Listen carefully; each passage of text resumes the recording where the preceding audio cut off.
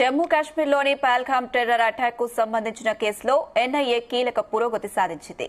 పహల్గామ్ ఉగ్రదాడికి పాల్పడిన వారికి ఆశ్రయం ఇచ్చిన పర్వీజ్ అహ్మద్, బషీర్ అనే ఇద్దరు నిందితులను తెల్లవారుజామున ఎన్ఐఏ అధికారులు అరెస్ట్ చేశారు.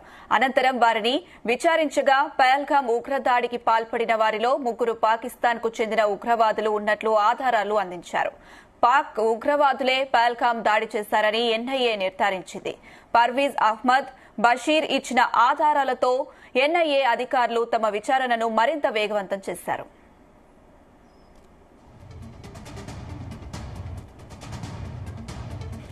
జమ్మూ కాశ్మీర్లోని పహల్గామ్ టెర్రర్ అటాక్ కు సంబంధించిన కేసులో ఎన్ఐఏ కీలక పురోగతి సాధించింది. పహల్గామ్ ఉగ్రదాడికి పాల్పడిన వారిని ఆశ్రయం కల్పించిన పర్వీజ్ అహ్మద్, బషీర్ అనే ఇద్దరు నిందితులను తెల్లవారుజామున ఎన్ఐఏ అధికారులు అరెస్ట్ చేశారు. ఇదే అంశానికి సంబంధించి మరిన్ని అప్డేట్స్ మా చీఫ్ న్యూస్ కోఆర్డినేటర్ రాధాకృష్ణ అందిస్తారు. రాధాకృష్ణ,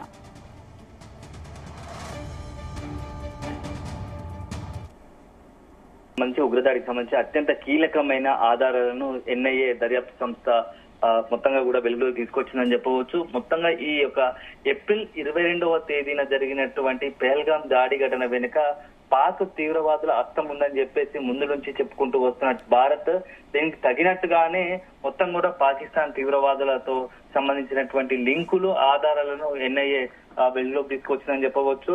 సో మొత్తంగా ఏప్రిల్ 22వ తేదీన జరిగినటువంటి ఉగ్రదాడిలో, పహల్గామ్ దాడిలో 27 మంది అమాయకులైనటువంటి పర్యాటకులు, అక్కడికి వెళ్ళినటువంటి పహల్గామ్ సందర్శనకు వెళ్ళినటువంటి పర్యాటకులను టార్గెట్ చేస్తూ ఉగ్రమూకలు దాడికి పాల్పడ్డాయి. హిందూ టార్గెట్ అంటే ఒక మతాన్ని టార్గెట్ చేసుకుని, హిందూ మతాలను టార్గెట్ చేసుకొని, హిందువులను టార్గెట్ చేసుకొని ఒక దారుణానికి ఒడిగట్టింది. సో మొత్తంగా కూడా ఆ దాడి వెనుక పాకిస్తాన్ తీవ్రవాదులు ఉందని చెప్పేసి మొదటి నుంచి కూడా భారత్ ఆరోపిస్తుంది. సో ఆ ఆరోపణకు తగ్గట్టుగానే కీలకమైన ఆధారాలను ఇప్పుడు ఎన్ఐఏ మొత్తంగా కూడా వెలుగులో తీసుకొచ్చిన తెలుస్తా ఉంది. సో మొత్తంగా ఈ యొక్క జమ్మూ కాశ్మీర్ సంబంధించి పహల్గామ్ దాడిలో పాకిస్తాన్ తీవ్రవాదులకు ఆశ్రయం కల్పించినటువంటి పర్వీజ్ అహ్మద్, బషీర్ అనే ఇద్దరు నిందితులను ఈ రోజు ఉదయం ఎన్ఐఏ అదుపులోకి తీసుకుంది, అరెస్ట్ చేసింది. సో వాళ్ళని విచారిస్తే ఈ మొత్తం కూడా పహల్గామ్ దాడికి పాకిస్తాన్ కు ఉన్నటువంటి ఉగ్ర కోణం మొత్తంగా లింకు బయటపడ్డట్టు తెలుస్తోంది. ముగ్గురు కూడా దాడికి పాల్పడిన ముగ్గురు పాకిస్తాన్ చెందిన తీవ్రవాదులని స్పష్టమైన ఆధారాలు లభించాయి. సో వాళ్ళ విచారణలో కీలకమైనటువంటి సంచలనమైనటువంటి ఆధారాలు బయటపడ్డట్టు తెలుస్తా ఉంది. సో మొదటి నుంచి కూడా పహల్గామ్ దాడికి సంబంధించి భారత్ ఎప్పుడైతే పహల్గామ్ దాడి ఘటన తర్వాత మొదటి నుంచి అనుమానిస్తున్నట్టుగానే ఈ పాకిస్తాన్ సంబంధించిన ఉగ్ర కోణాలు బయటపడ్డాయి. సో దీంతో ఇప్పుడు విచారణలో కీలకమైన ఆధారాలు లభించడంతో కేసు కొలికి వచ్చే అవకాశం కనబడతా ఉంది. విచారణ మరింత వేగవంతం చేసే అవకాశం కనిపిస్తా ఉంది. దాదాపు 27 మందిని పొట్టన పెట్టుకున్నటువంటి పాకిస్తాన్ తీవ్రవాదులకు ఖచ్చితంగా ధీటైన సమాధానం ఇవ్వాలనే ఒక ఉద్దేశంతో మొదటి నుంచి అనుమానించిన పాకిస్తాన్ ఆపరేషన్ సింధూర్ చేపట్టింది. ఆపరేషన్ సింధూర్ తర్వాత మే 7, 8వ తేదీన పెద్ద ఎత్తున పాకిస్తాన్ లోని తీవ్రవాద శిబిరాలను టార్గెట్ చేస్తూ ఆపరేషన్ సింధూర్ నిర్వహించింది. దీంట్లో 100 మంది ముష్కరులను హతం చేసింది. సో దాంట్లో లష్కర్-ఏ-తోయిబా కావచ్చు, జైషే మహమ్మద్ కావచ్చు, ఈ రెండు మొత్తం ఉగ్రవాదాలు ప్రపంచానికి మోస్ట్ వాంటెడ్ టెర్రరిస్ట్ గా ఉన్నటువంటి టెర్రరిస్ట్ సంస్థలైనటువంటి జైషే మహమ్మద్ కావచ్చు, అదే విధంగా లష్కర్-ఏ-తోయిబా అలాంటి టార్గెట్ ప్రధాన కేంద్రాలను టార్గెట్ చేస్తూ ఆపరేషన్ సింధూర్ నిర్వహించింది. సో మొత్తంగా మెయిన్ స్థాయి అంటే ద్వితీయ స్థాయి టాప్ పొజిషన్ లో ఉన్నటువంటి రెండు తీవ్రవాద సంస్థలకు సంబంధించిన ఉగ్రవాదులను హతం చేశారు. ఆ తర్వాత పరిణామాలు అందరికీ తెలిసిన విషయమే. పాకిస్తాన్ పై భారత్ అనేకమైన ఆంక్షలు విధించడము, సింధు జలాలు కావచ్చు, గగనతలంలోనికి పాక్ విమానాలకు అనుమతి లేకపోవడం కావచ్చు, వాణిజ్యపరంగా నిషేధం అమలులోకి తీసుకురావడం కావచ్చు, ఇతరత్ర మొత్తంగా కూడా పాకిస్తాన్ ఒంటరి చేసే ప్రయత్నం చేసింది, సక్సెస్ అయింది. ఓ రకంగా పాకిస్తాన్ ఇప్పుడు అనేక సంక్షోభాలు ఎదుర్కొంటుంది.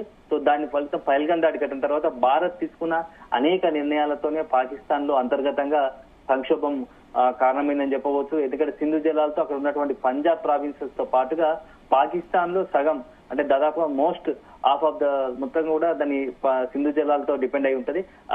మొత్తంగా పాకిస్తాన్ ఆర్థిక రంగాన్ని వెన్నుదన్నుగా నిలిచే పంజాబ్ ప్రావిన్స్ లో ఇప్పుడు సింధు జలాలు లేకపోవడంతో అల్లాడుతున్న పరిస్థితి కనబడతా ఉంది.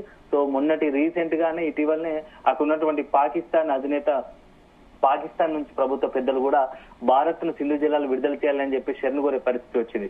సో మొత్తం పహల్గామ్ దాడి తర్వాత అనేక పరిణామాలు సంభవించాయి.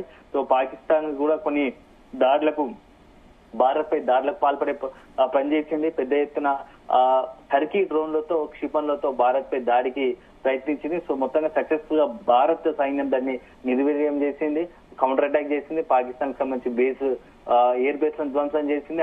మొత్తంగా కూడా భారత్ జోలికి వస్తే ఎలా ఉంటుందో పాకిస్తాన్ కు ఒక రకంగా రుచి చూపించింది. ఒకవైపు నిషేధాజ్ఞలు, మరోవైపు మిలిటరీ తోని ఈ రెండు ఆర్మీ అటాక్ రెండు కలిపి ఒకటేసారి ఇవ్వడంతో పాకిస్తాన్ మొత్తంగా కూడా హ్యాండ్స్ అప్ అని కాల్పుల విరమణకు శరణు కోరే పరిస్థితి వచ్చింది. సో మొత్తంగా అంత పరిస్థితి కారణమైనటువంటి పెహల్గాం దాడిలో కీలకంగా పాకిస్తాన్ ఉగ్రవాదులు ఉన్నారు. ఆ ముగ్గురు ఉగ్రవాదులకు సంబంధించి ఆధారాలు బయటపడ్డాయి. సో విచారణ మరింత వేగవంతం చేసి ప్రపంచం ముందు పాకిస్తాన్ యొక్క తీవ్రవాద ఆగడాలను మరొకసారి బహిర్గతం చేసేందుకు భారత్ సిద్ధపడుతున్నట్టుగా తెలుస్తా ఉంది.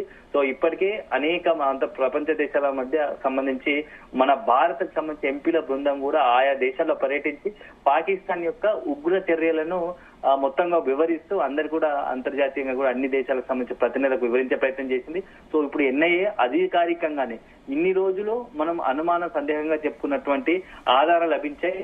సో వీటిని బహిర్గతం చేస్తూ ఆ ఉగ్రవాదులకు సంబంధించిన మరింత విచారణ వేగం చేసి మొత్తం ఈ ప్రపంచ అంతర్జాతీయంగా పాకిస్తాన్ యొక్క ఉగ్ర కదలికలు మొత్తం ఉగ్రవాద చర్యలను బహిర్గతం చేసేందుకు సిద్ధపడుతున్నట్టుగా తెలుస్తా ఉంది Anusha. Right Radhakrishna, thank you.